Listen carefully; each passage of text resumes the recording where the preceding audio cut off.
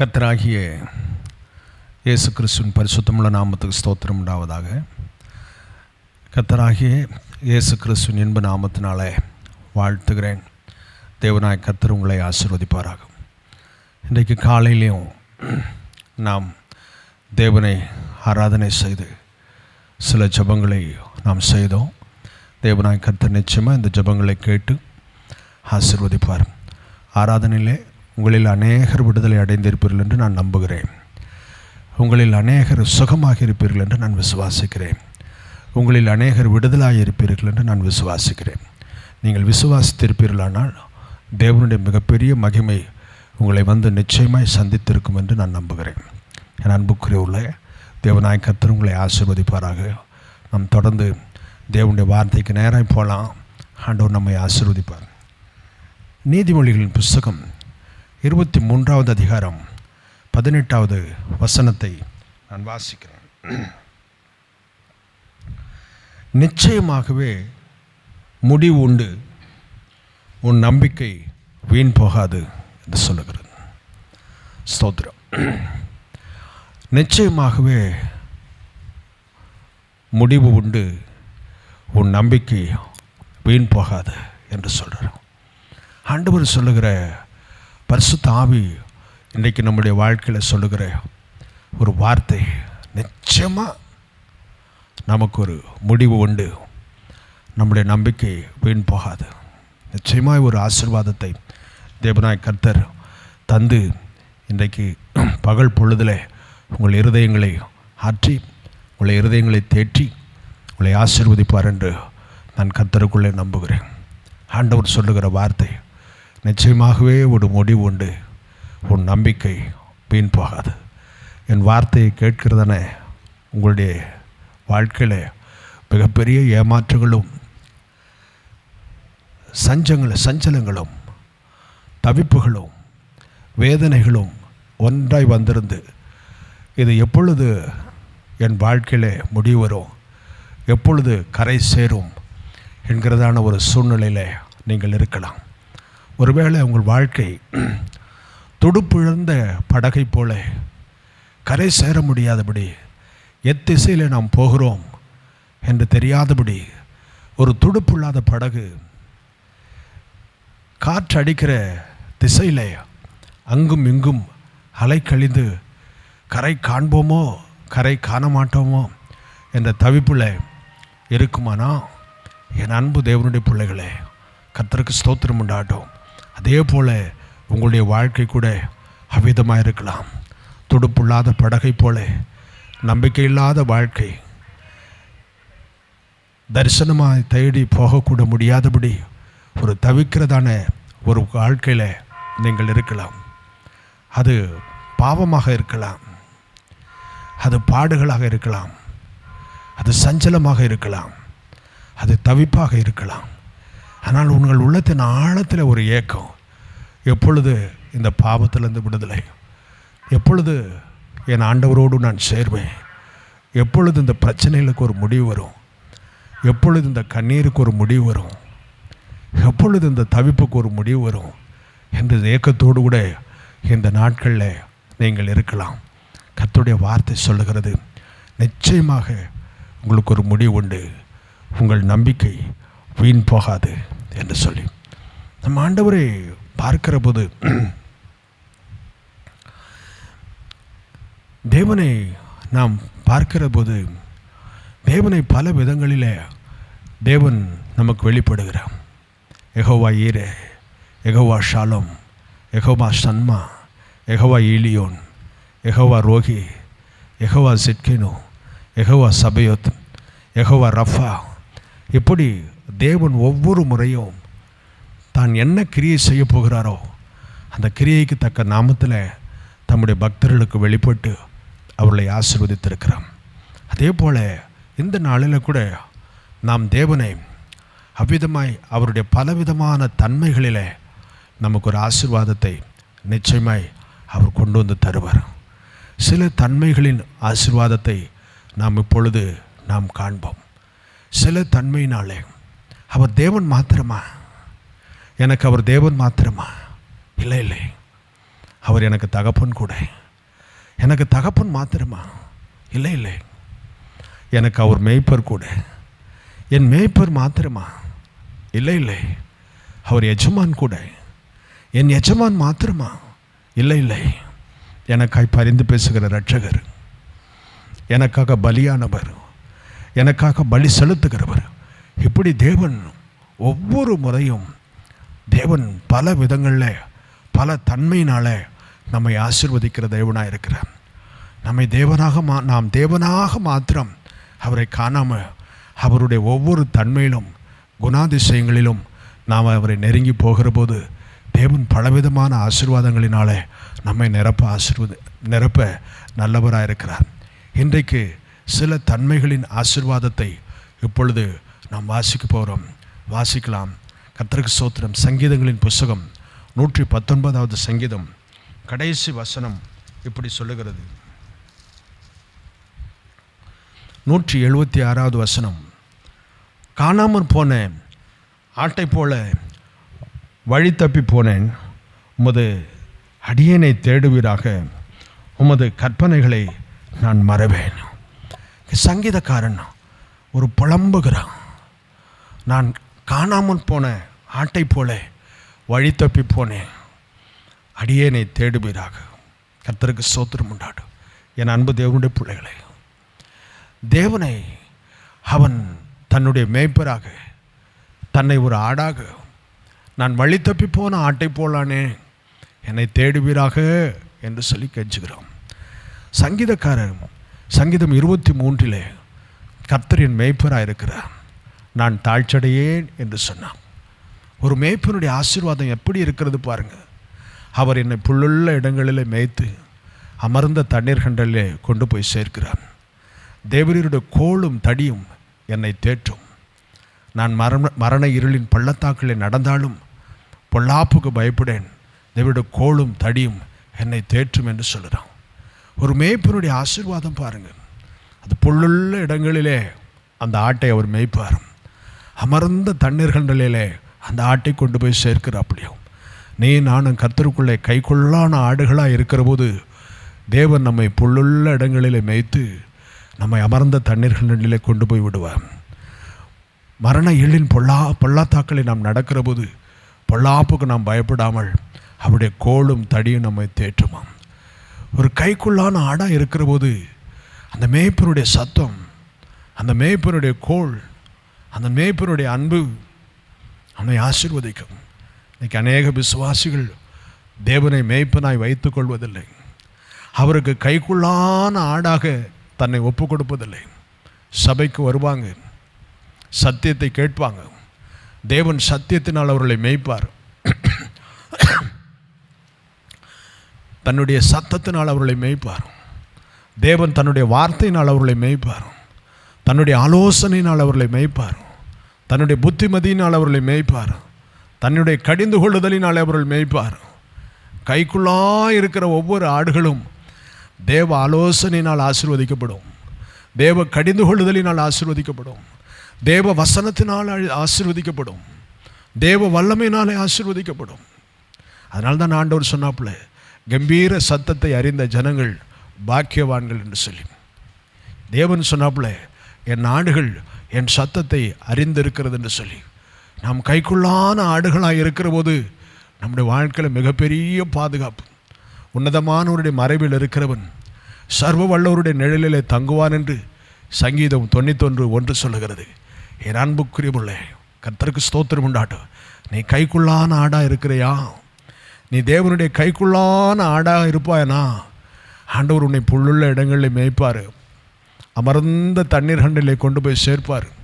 நீ மரண இருளின் பள்ளத்தாக்களை நடக்கிற போது கர்த்தர் உன்னை தன்னுடைய கோலினாலும் தடினாலும் ஆசீர்வதிப்பார். ஜீவனுள்ள நாளெல்லாம் நன்மையும் கிருபை உன்னை தொடரும். உன் சத்துருக்கு மத்தியில் ஒரு பந்தியை ஆயத்தப்படுத்துவார். உன் தலையை எண்ணெயினால் அபிஷேகிப்பார். புது எண்ணெயினால் உன்னை வார்த்தை எடுத்து ஆசீர்வதிப்பார். அநேக பிள்ளைகள் கைக்குள்ளான ஆடுகளாய் தேவனுக்கு தன்னை ஒப்பு கொடுக்கறதில்லை. என் அன்பு தேவனுடைய பிள்ளையே, நீ ஆண்டவருக்கு உன்னை ஒப்புக்கொடாத ஆடாக இருக்கிறாயா?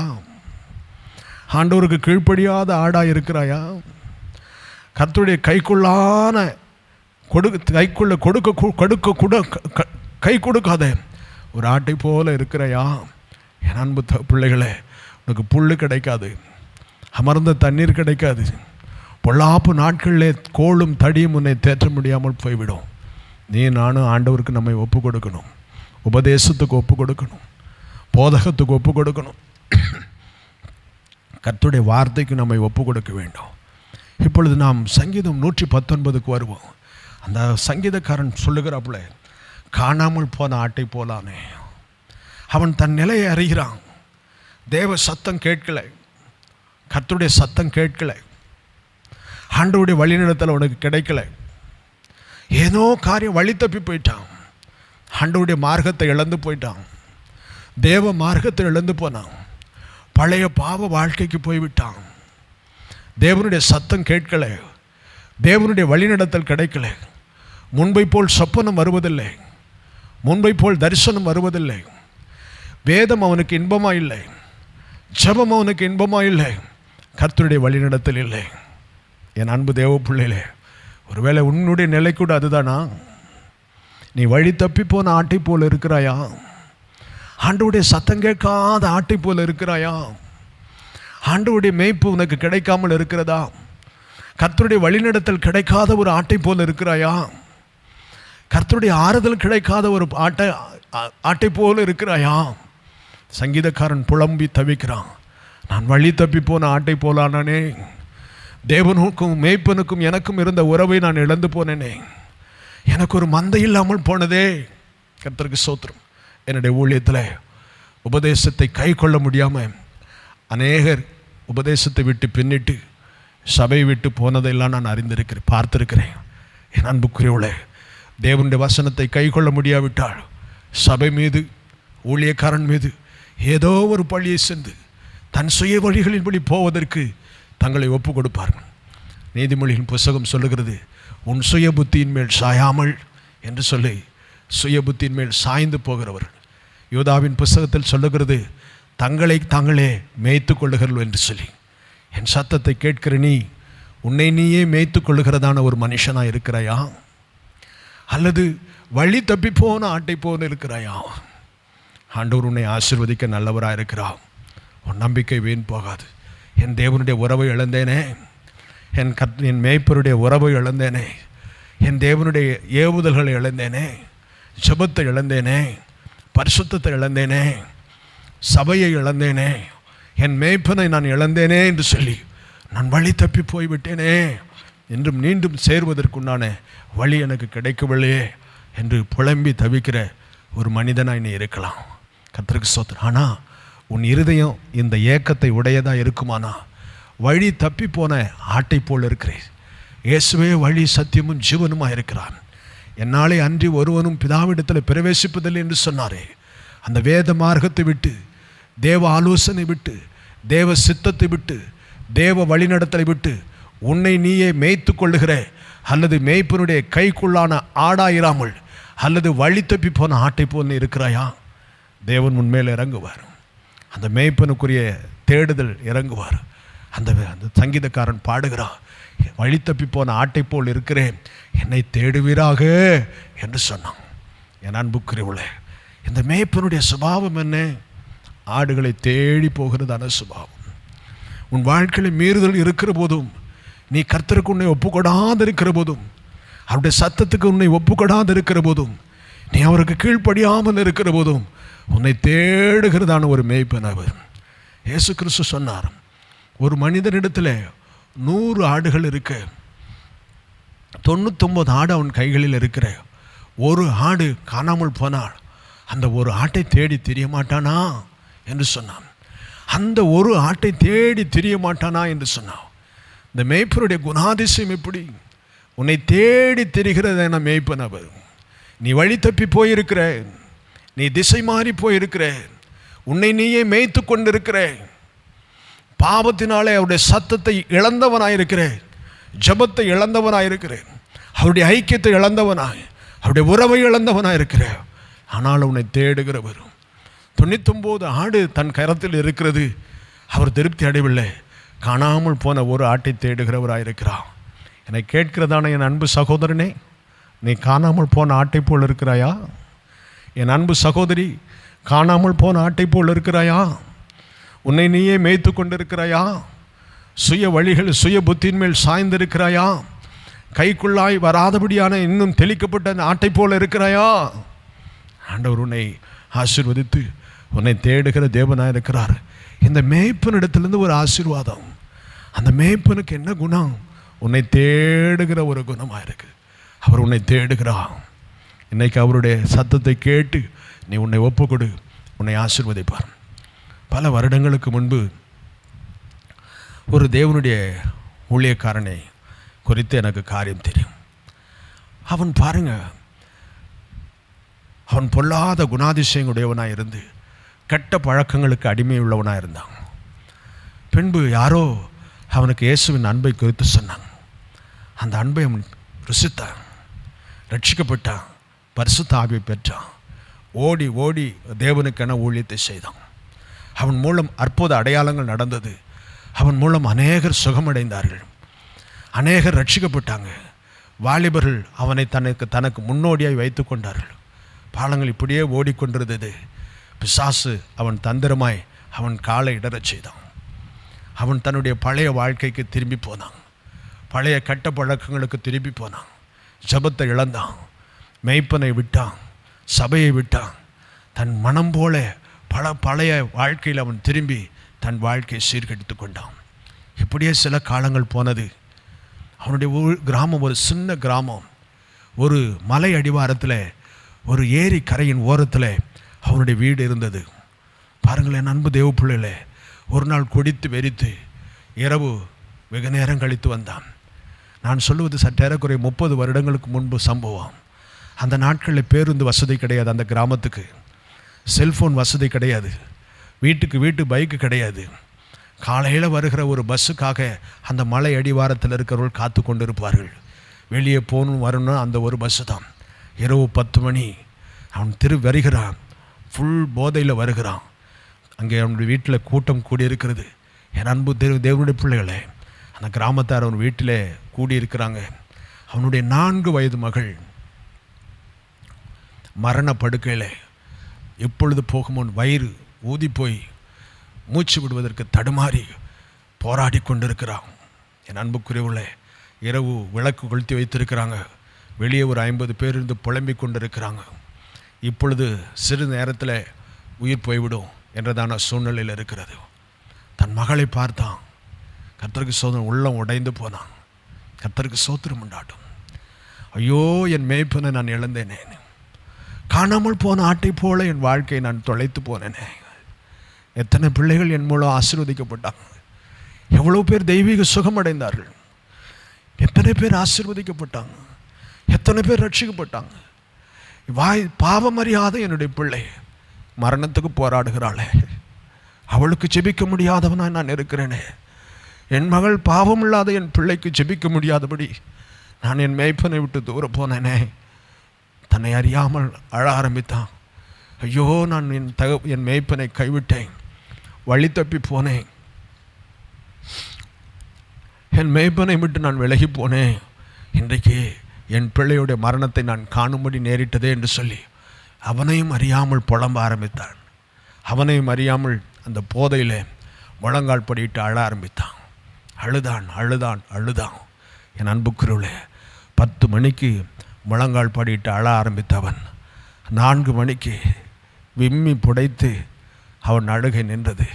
என் அன்புக்குரியவர்களே, அந்த பிள்ளை அந்த இடைப்பட்ட நேரத்தில் பிள்ளை பரிபூர்ண சுகமடைந்து அந்த பிள்ளை தன் தகப்பனுடைய தோளை எழும்பி கட்டி குடித்திருந்தது. அன்புக்குரியவர்களே, அவனை கர்த்தர் ஆசீர்வதித்தார். அந்த குடி போதையிலும் தன்னை விட்டு மறந்து போயிருந்த போதும் அந்த மேய்ப்பன் அவனை மறக்கவில்லை. தன்னை விட்டு விலகி போயிருந்த போதும் அந்த மேய்ப்பன் அவனுடைய ஜெபத்தை மறக்கவில்லை. அவன் கண்ணீரை மறக்கவில்லை. அவன் கண்ணீருக்கு இறங்கினார். தன் பிள்ளைக்காக அழுகிற அவனுடைய அழுகைக்கு இறங்கினார்.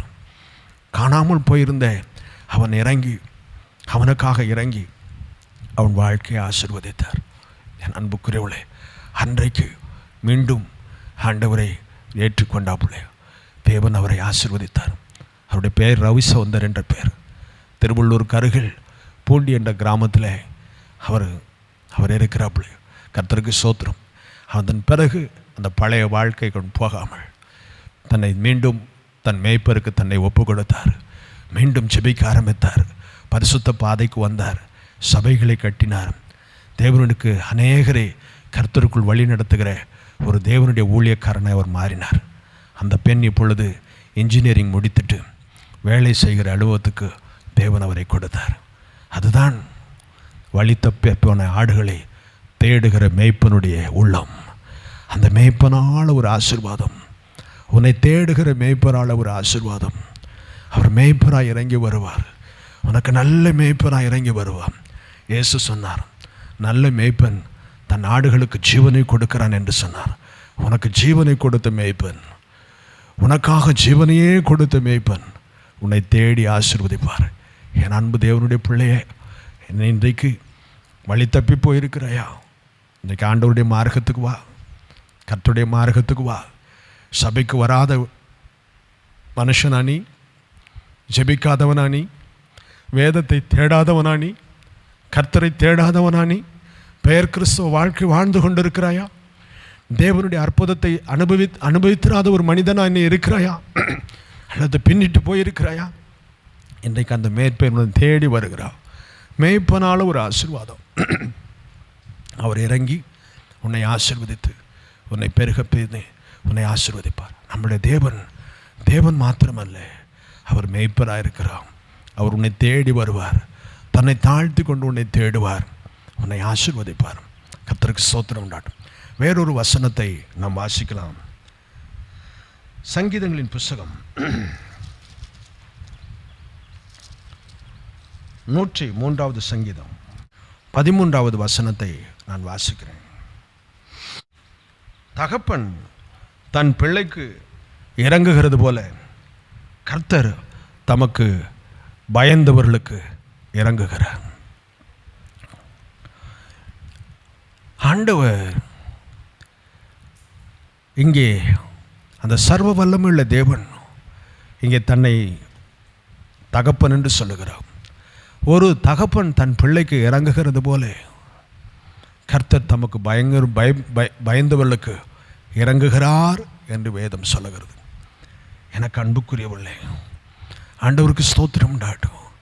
ஆண்டவர் இறங்குகிறதான ஒரு தேவன், ஒரு தகப்பனை போல இறங்குகிறதான ஒரு தேவன், ஒரு தகப்பனை போல உனக்கு இறங்குகிறதான ஒரு கர்த்தர் அவர். நானே என்னுடைய வாழ்க்கையின் அனுபவத்தில் நான் பார்த்துருக்கிறேன். எந்த தகப்பனும் தன் பிள்ளையை விட்டு கொடுக்கிறதே இல்லை. மோசே இந்த ஜனங்களை குறித்து சொல்லுகிற போது, இந்த ஜனத்தை நான் பெற்றது போல இவளை சுமந்து கொண்டு போவதற்கு நான் யார் என்று கேட்கிறான். கர்த்தருக்கு ஸ்தோத்திரம். ஒரு தகப்பனுடைய ஆசீர்வாதம், ஒரு தகப்பனுடைய மன்னிக்கிறதான ஒரு ஆசீர்வாதம், ஒரு தகப்பனை போல தன் பிழையை பொறுத்து கொள்ளுகிற ஒரு சுபாவம், ஒரு தகப்பன் தன் பிள்ளைக்கு இறங்குவது போல தேவனாகிய கர்த்தர் உனக்கு இறங்குவாராம். எனக்கு அன்புக்குரியவர்களே, உங்களுடைய வாழ்க்கையில் கூட ஆண்டவர் என்னை கைவிட்டார், ஆண்டவருக்கு நான் தூரமாக போனேன், ஆண்டவருடைய ஆசீர்வாதம் எனக்கு கிடைக்கல, அப்படி நீங்கள் சொல்லாதீங்க. நீங்கள் அப்படிப்பட்டவர்களாக இருக்கலாம். ஆண்டவர் சொன்னப்போ ஒரு தகப்பன் இறங்குறது போல கர்த்தர் தமக்கு பயப்படுறதுக்கு இறங்குறோம். ஒரு தகப்பனுடைய இருதயத்தில் ஒரு பிள்ளைக்கு என்ன ஒரு இரக்கம் உண்டாயிருக்கும். ஒரு தகப்பனுடைய இருதயத்தில் ஒரு மகளுக்கு என்ன விதமான ஒரு இரக்கம் இருக்கும். தன் பிள்ளையை குறித்து என்ன விதமான ஏக்கம் தகப்பனுக்கு இருக்கும். தன் மகளை குறித்து என்ன விதமான ஏக்கம் ஒரு தகப்பனுக்கு இருக்கும். தன் மகளை குறித்து என்ன விதமான ஏக்கம் ஒரு பிள்ளைக்கு இருக்கும். யோசித்து பாருங்க. அதே போல அந்த தகப்பனை போலவே தன் பிள்ளையே நினைத்திருக்கிறதான ஒரு தகப்பனை போல, தன் மகளையே தன்னுடைய மகளுடைய சுகவாழ்வையே நினைக்கிற ஒரு தகப்பனை போல, ஒரு பிள்ளையுடைய சுகவாழ்வையே தேடுகிற ஒரு தகப்பனை போல, தன் பிள்ளையை சகித்து கொள்கிற தகப்பனை போல, தன்னுடைய பிள்ளையுடைய மேன்மையே எதிர்பார்த்து கொண்டிருக்கிற ஒரு தகப்பனை போல தேவனாய் கர்த்தர் உனக்கு இறங்குவான். உன் சுகவாழ்வையே அந்த தகப்பன் நோக்குவார். உன்னுடைய மேன்மையே அந்த தகப்பன் உனக்காய் காத்திருக்கிறார். உனக்கு ஒரு இரக்கம் அவரிடத்தில் உண்டு. அவர் உனக்காக இறங்கி வருவார். என் அன்புக்குரியவர்களே, ஒரு தகப்பன் தன் பிள்ளைக்கு இறங்குகிறது போல தேவனாய் கர்த்தர் உங்களுக்கு இறங்குவார். ஆண்டவரிடத்தில் இரக்கம் கிடைக்கல, நான் போராடி கொண்டிருக்கிறேன், இன்னும் என் ஜெபத்துக்கு பதில் வரலை. ஏன் என் ஜெபத்துக்கு கர்த்தர் பதில் கொடுக்கவில்லை? என் கண்ணீரை அவர் காணவில்லையா? என் தவிப்பு அவருக்கு தெரியவில்லையா? என் புலம்பல் அவருக்கு தெரியவில்லையா? என் ஏக்கங்கள் அவருக்கு தெரியவில்லையா? என் தவிப்பு அவருக்கு தெரியவில்லையா? என் கண்ணீர் அவருக்கு தெரியவில்லையா என்று நீங்கள் புலம்பிக் கொண்டிருக்கலாம். உங்கள் உபத்திரவங்களின் நிமித்தம், உங்கள் பாடுகளின் நிமித்தம் நீங்கள் அவ்விதமாக நினைக்கலாம். ஏன் என் தகப்பனுக்கு என் தவிப்பு தெரியல? ஏன் என் தகப்பனுக்கு அங்கலாய்ப்பு தெரியல? ஏன் என் தகப்பனுக்கு புலம்பல் தெரியல? சங்கீதக்காரன் சொல்லுகிறான், இரவு முழுவதும் என் கண்ணீரினால் என் படுக்கையை நான் நினைக்கிறேன், கண்ணீரே எனக்கு உணவாயிற்று என்று சொல்லி உங்கள் வாழ்க்கையில் கண்ணீரே உங்களுக்கு உணவாக இருக்கலாம். இரவு முழுவதும் கண்ணீரினால் உங்கள் படுக்கை நினைக்கிறதான ஒரு வாழ்க்கை விழா. அவர் எனக்கு இறங்க மாட்டாரா? ஏன் எனக்கு இன்னும் இறங்கவில்லை என்று நினைக்கலாம். என் அன்புக்குரியவர்களே, நீங்கள் சோர்ந்து போய்விடாதீங்க. அவரிடத்தில் ஒரு இரக்கம் இருக்கிறது. அவரிடத்தில் ஒரு இரங்கல் உனக்கு இருக்கிறது. அவர் தகப்பனை போல இறங்குற தகப்பன். உன் தகப்பனை பாரு, அவர் உனக்கு தீமையான எண்ணம் கொள்ளுகிறதில்லை. உன் மாம்சத்துக்குரிய தகப்பன் உனக்கு ஒரு தீமையான எண்ணம் கொள்வதில்லை. உன் தகப்பனுடைய இருதயத்தை நீ உனக்கு அறிவாயானால் அவன் உனக்காய் ஒரு தவிப்பை உள்ளத்திலே வைத்திருப்பான். உனக்கான ஒரு ஏங்கலை தன் உள்ளத்தில் வைத்திருப்பான். உனக்கான ஒரு கண்ணீரை தன் உள்ளத்தில் வைத்திருப்பான். அதே போல்தான் பரம தகப்பனாகிய தேவன் கூட ஒரு தகப்பனை போல உனக்கு இறங்கி ஆசீர்வதிப்பார். ஒரு தகப்பனை போல உங்களுக்கு இறங்கி ஆசீர்வதிப்பார். ஒரு தகப்பன் தன் பிள்ளைக்கு இறங்குவது போல தமக்கு பயந்தவர்களுக்கு கர்த்தர் இறங்குகிறார் என்று வசனம் சொல்லுகிறது. என் அன்பு தேவ பிள்ளைகளே, அவரிடத்திலிருந்து உனக்கு இறக்கம் உண்டு. சோர்ந்து போயிடாது. கர்த்தருக்கு சோத்திரம் உண்டாடு. பவுல் என்ற தேவனுடைய மனிதன் சொல்கிறாப்புல, பிழைப்போம் என்ற நம்பிக்கை அற்று போகத்தக்கதாய் எங்கள் பலத்துக்கு மிஞ்சினதான சோதனையானது எங்கள் மேல் வந்தது என்று சொல்லி புலம்பி தவிக்கிறோம். நாங்கள் எங்கள் மேல் நம்பிக்கையாராமல் மரித்தோரை உயிரோடு கூட எழுப்புற அவர் மேல் நம்பிக்கையாக இருந்தோம் என்று சொல்லுகிறோம். கர்த்தர் அப்படிப்பட்ட மரணத்திலிருந்தும் அவரை தப்பித்து ரட்சித்தார் என்று வேதம் சொல்லுகிறது. உன்னுடைய தவிப்பு, உன்னுடைய புலம்பல், உன் கண்ணீர், உன்னுடைய அங்கலாய்ப்பு, உன்னுடைய வேதனை, உன்னுடைய பெருமூச்சு, அதை கண்டு ஒரு தேவன் இறங்குவார். அவர் தகப்பன். ஒரு தேவனை போல உன்னிடத்தில் குற்றம், ஒரு தேவன் மாத்திரமல்ல, ஒரு மேய்ப்பன் மாத்திரமல்ல, அவர் உன்னுடைய தகப்பன். அதனால்தான் வேதம் சொல்லுகிறது, அவருடைய நாமத்தின் மேல் விசுவாசம் உள்ளவரை அவரை ஏற்றுக்கொண்டவர்கள் எத்தனை பேர்களோ அத்தனை பேர்களும் அவருடைய பிள்ளைகளாகும்படி அதிகாரம் கொடுத்தார் என்று சொல்லி. இன்றைக்கு போய் நீங்கள் முழங்கால் படியிடுங்க. அப்பா, எனக்கு இறங்கும், உம்மிடத்தில் ஒரு இரக்கம் உண்டு ஆண்டவரே, எனக்கு இறங்கும் என்று சொல்லி ஆண்டவருடைய சமூகத்தில் நீங்கள் கேளுங்க. அவர் உங்களுக்கு இறங்கி உங்கள் தவிப்பை மாற்றி, கண்ணீரை மாற்றி, உங்கள் காத்திருக்குதலை மாற்றி தேவன் உங்களுக்கு ஆசீர்வதிப்பார். கர்த்தர் உங்கள் கண்ணீரை எல்லாம் துடைப்பார். உங்கள் வாழ்க்கையில் ஒரு அற்புதம் நடக்கும். அவர் தகப்பனாய் உனக்கு வெளிப்படுவார். யெகோவா ஷாலமாய் வெளிப்பட்டவர் ஏன் உனக்கு தகப்பனாய் வெளிப்பட மாட்டார்? யெகோவா ஷம்மாவாய் வெளிப்பட்டவர் உனக்கு தகப்பனாய் வெளிப்பட மாட்டாரா? தேவனாய் இருக்கிறவர் உனக்கு தகப்பனாய் வெளிப்பட மாட்டாரா? யெகோவா ஈலியோனாய் இருந்தவர் உனக்கு தகப்பனாய் வெளிப்பட மாட்டாரா? மேய்ப்பராய் இருந்தவர் உனக்கு தகப்பனாய் வெளிப்பட மாட்டாரா? ஒருவேளை உங்கள் பாவங்களுக்காக கண்ணீர் விட்டு கதறுங்க, கண்ணீர் விட்டு கதறுங்க. தாவீது சங்கீதம் 51 சொன்னப்பளே, என் பாவத்தினாலே என் எலும்புகளிலே சபிக்கமில்லை என்று புலம்பி தவித்த, என் எலும்புகளிலே சபிக்கமில்லை, முது மிகுந்த இரக்கங்களின் மிடி என் அக்கிரமம் நீங்க என்னை கழுவியருளும் என்று புலம்பி தவித்த ஆண்டவர் இறங்கினார். தாவீதுக்கு இறங்கினார். நம்முடைய தகப்பனாகிய தாவீதுக்கு இறங்கினார். ஆண்டவர் ஆசீர்வதித்தார். அவருடைய கூடாரத்தை மீண்டும் கட்டினார். அவன் மேல் அபிஷேகத்தை பூக்க செய்தார். தாவீதின் குமாரன் என்று தன்னை அழைத்து கொள்ள அவர் வெட்கப்படவே இல்லை. தாவீதின் குமாரன் என்று தன்னை அழைத்து கொள்ள அவர் வெட்கப்படவே இல்லை. உனக்கு இறங்குவார், உனக்கு இறங்குவார். தகப்பனை போல உனக்கு இறங்குவார். மகளே என்று உன்னை கட்டி அணைத்து கொள்வார். மகனே என்று கட்டி அணைத்து கொள்வார். நீ ஆண்டவருக்கு தூரமாக போகாதே, கர்த்தருக்கு தூரமாய் போகாதே. இன்றைக்கே வந்து தகப்பனே எனக்கு இறங்கும், நான் உமக்கு பயந்து நான் தூரம் போனேன், எனக்கு இறங்கும் அப்பா என்று கேட்போம். தேவன் உங்களுக்கு இறங்கி உங்களை ஆசீர்வதிப்பார். இந்த புஸ்தகத்தில் 2 நாளாகமத்தின் புஸ்தகம் 33வது அதிகாரம் நான் வாசிக்கிறேன். 12-13 வசனங்களை நான் வாசிக்கிறேன். இப்படி அவன் நெருக்கப்படுகையில் தன் தேவனாகிய கர்த்தரை நோக்கி கெஞ்சி தன் பிதாக்களின் தேவனுக்கு முன்பாக மிகவும் தன்னை தாழ்த்தினான். அவரை நோக்கி அவன் விண்ணப்பம் பண்ணி கொண்டிருக்கிற போது அவர் அவன் கெஞ்சுதலுக்கு இறங்கி அவன் ஜெபத்தை கேட்டு அவனை திரும்ப எருசலேமில் உள்ள தன்னுடைய ராஜ்யத்துக்கு வரப்பண்ணினார். கர்த்தரே தேவன் என்று அப்பொழுது மனாசே அறிந்தான். அந்த மனாசே என்றதானே ஒரு ராஜா பாருங்க, அவன் தேவனுக்கு பிரியமில்லாத காரியங்களை செய்தான். அசீரியர்கள் அவன் மீது யுத்தம் பண்ணி அவனை விளங்கிட்டு அவருடைய தேசத்துக்கு அவனை அழைத்து கொண்டு போனார்களாம்.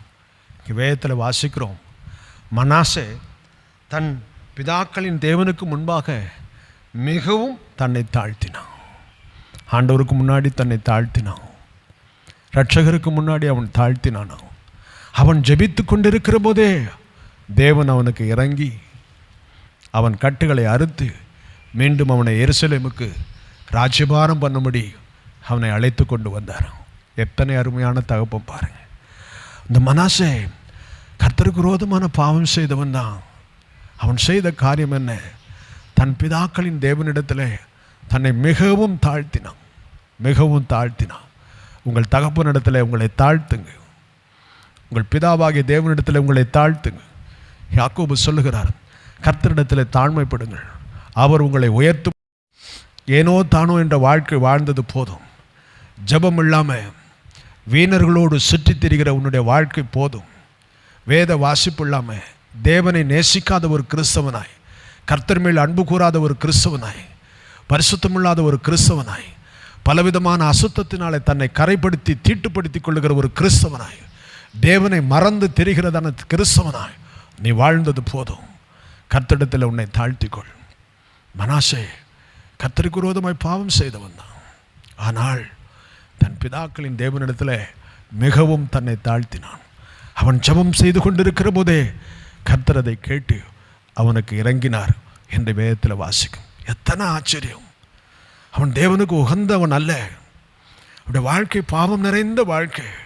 ஆனால் அவன் இருதயத்தில் இருந்த ஒரு காரியம், அவன் தேவனிடத்தில் தன்னை தாழ்த்தினான், கர்த்தரிடத்தில் தன்னை தாழ்த்தினான், இரட்சகரிடத்தில் தன்னை தாழ்த்தினான்.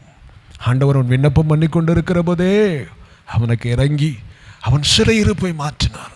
அவனை கட்டியிருக்கிற சங்கிலிகளை அறுத்தார், விலங்கை அறுத்தார், இழந்து போன ராஜ்ய மேன்மையை மீண்டும் அவனுக்கு கொடுத்தார். அவனை திரும்பி வர செய்தார். உன் வாழ்க்கையை கூட கர்த்தர் திரும்பி வர செய்வார். உங்கள் வாழ்க்கையை கூட திரும்பி வர செய்வார். கெட்டுப்போனதை ரட்சிக்கும்படி வந்தவர், இழந்து போனதை தேடும்படி வந்தவர்.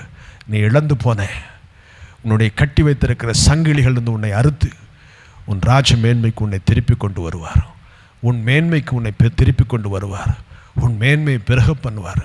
மீண்டும் உன்னை கட்டுவார், உன்னை ஆசீர்வதிப்பார்.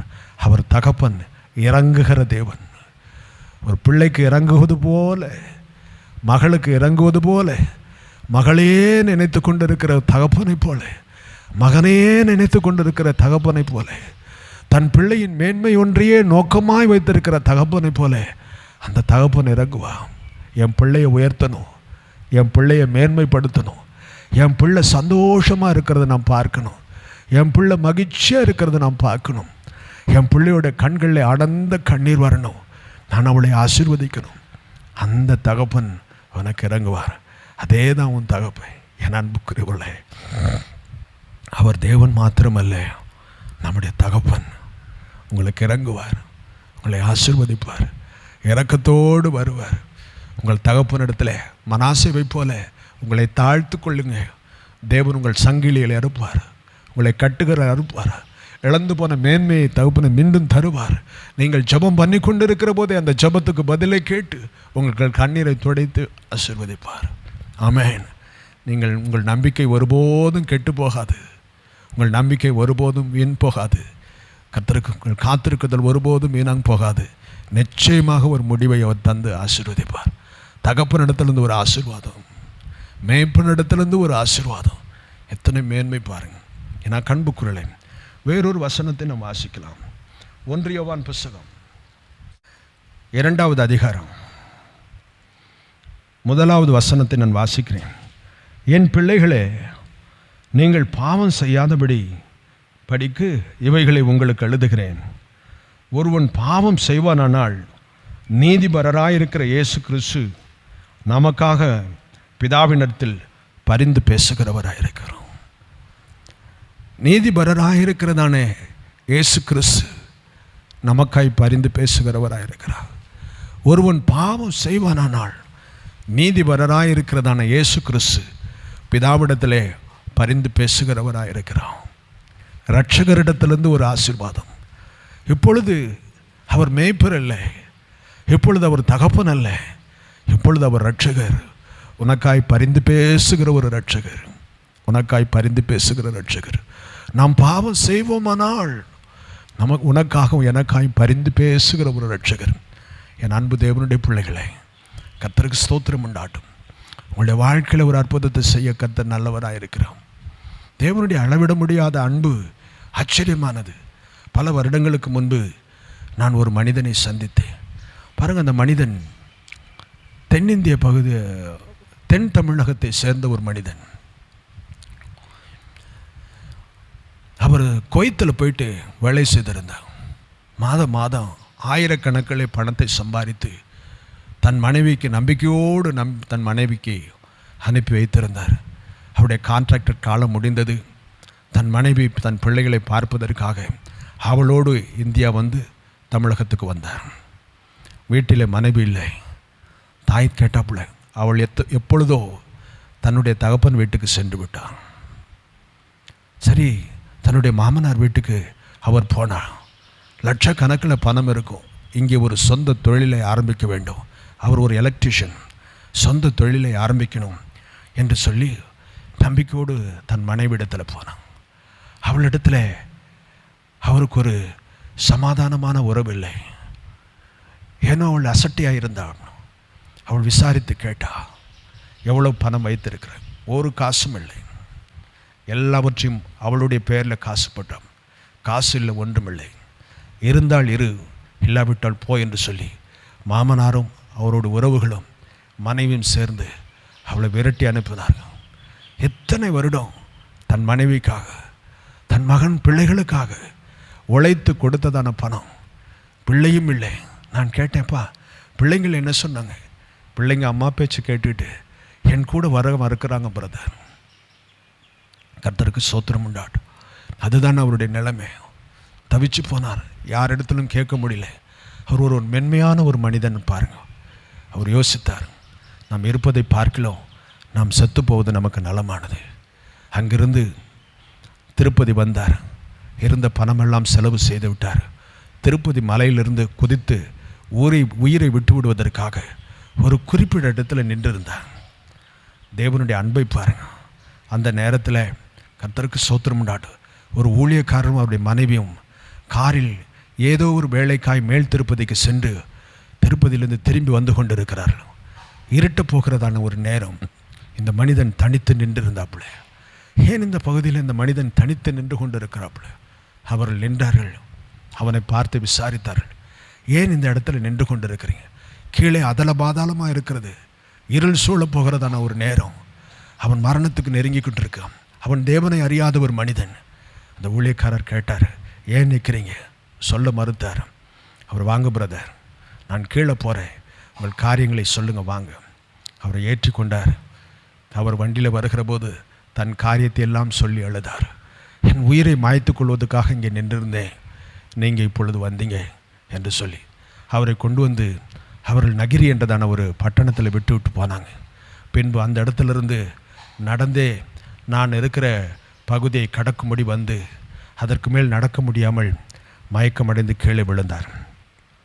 அங்கே இருக்கிறவர்கள் சொன்னாங்க, இப்படி ஒரு மனிதன் அனாதையாய் தெரு ஓரத்தில் விழுந்து கிடக்கிறான், உங்களுக்கு ஏதாவது உதவி செய்யக்கூடுமானால் செய்யுங்கள் என்று சொல்லி நான் அந்த மனிதனை அழைத்து அவனுக்கு ஆகாரம் கொடுத்து புசிக்கு கொடுத்து அவனை உட்கார வைத்து பின்பு பொறுமையாய் அவனிடத்தில் கேட்டேன்.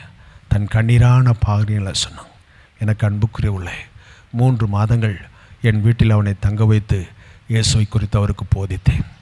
பாருங்கள் புரியுத, தன் மனைவிக்கு தன் பிள்ளைகளுக்காக ஆயிரக்கணக்கான மைல்களுக்கு அப்பால் சென்று தான் உழைத்து கொடுத்த பணத்தை உறவுகளால் கொள்ளையிட கொடுத்து உயிரை மாய்த்து கொள்ளுகிறதான ஒரு நேரம்.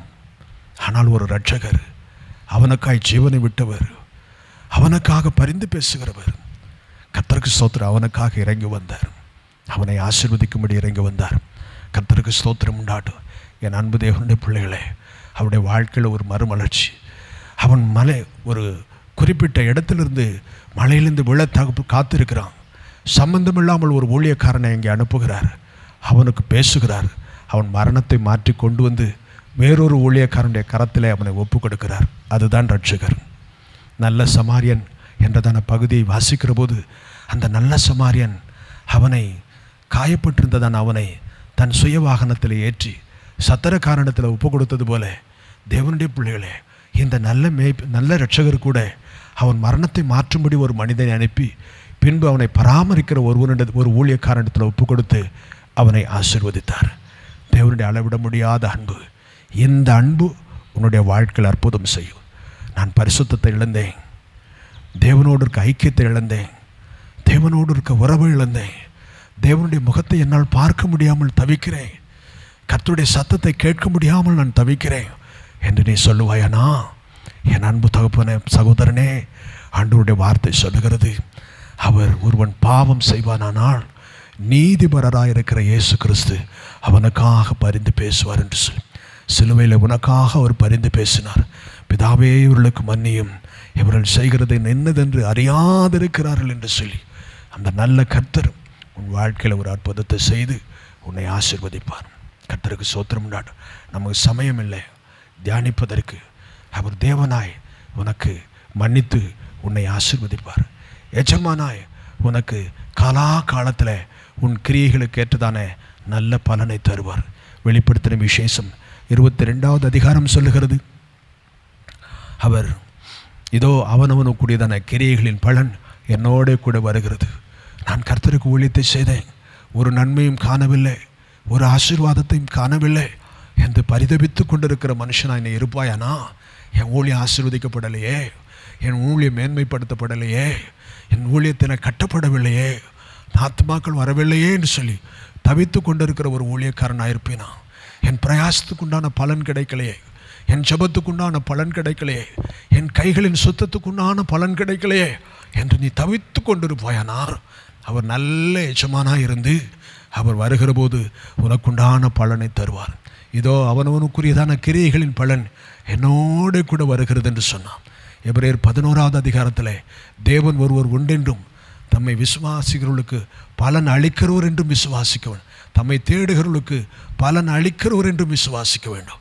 நல்ல தேவனுடைய ஊழியக்காரனே, சோர்ந்து போய்விடாதே. என் பிரயாசத்துக்கு பலன் இல்லை, என் ஜபத்துக்கு பலன் இல்லை, என் கைகளின் சுத்தத்துக்கு பலன் இல்லை என்று சோர்ந்து போய்விடாதே. அவர் எஜமானாய் உன் கிரியைகளுக்கு ஏற்ற பலனை தந்து அவர் உன்னை ஆசீர்வதிப்பார். மீகாவின் புஸ்தகத்தில் அவர் கர்த்தருக்கு ஸ்தோத்திரம் உண்டாட்டும். என் அன்பு தேவனுடைய பிள்ளைகளே, கர்த்தருக்கு ஸ்தோத்திரம். 7:19 கர்த்தர் உன் பாவங்களெல்லாம் மன்னிப்பார்னு வசனம் சொல்லுது. தேவனாகிய கர்த்தர் உன் பாவங்களை, அவர் உன்னுடைய பாவங்களை மன்னித்து உன்னை தன்னோடு கூட சேர்த்து கொள்வார், உன்னை ஆசீர்வதிப்பார். ஒரு 5 பகுதிகளை நாம் இப்பொழுது நாம் வாசித்தோம். அவர் இரட்சகராக, தேவனாக, மேய்ப்பராக, தகப்பனாக, எஜமானாக அவர் உனக்கு இறங்கி வருவார். ஓ, நான் காத்திருக்கிறேன், என் சூழ்நிலை மாறலன்னு நினைக்காது. நிச்சயமாய் முடிவுண்டு. அந்த இரட்சகருடைய காரியமானது, அந்த இரட்சகருடைய பரிந்து பேசுதலானது உனக்கு கிடைக்கும். அந்த தகப்பனுடைய இரக்கம் உனக்கு கிடைக்கும். அந்த மேய்ப்பனுடைய தேடுதல் உனக்கு கிடைக்கும். அந்த தேவனுடைய மன்னிப்பு உனக்கு கிடைக்கும். அந்த எஜமானுடைய பலன் உனக்கு நிச்சயமாய் கிடைக்கும். எஜமானிடத்திலிருந்து பலன், தேவனிடத்திலிருந்து மன்னிப்பு, இரட்சகரிடத்திலிருந்து பரிந்து பேசுதல், தகப்பனிடத்திலிருந்து இரக்கம், மேய்ப்பனிடத்திலிருந்து தேடுதல், இந்த ஆசீர்வாதம் எல்லாம் உனக்கு கிடைக்கும். சோர்ந்து போகாத மகளே, சோர்ந்து போகாத மகனே, சோர்ந்து போகாத ஊழியக்காரனே, சோர்ந்து போகாத சகோதரி, சோர்ந்து போகாத தகப்பனே, சோர்ந்து போகாத தாயே.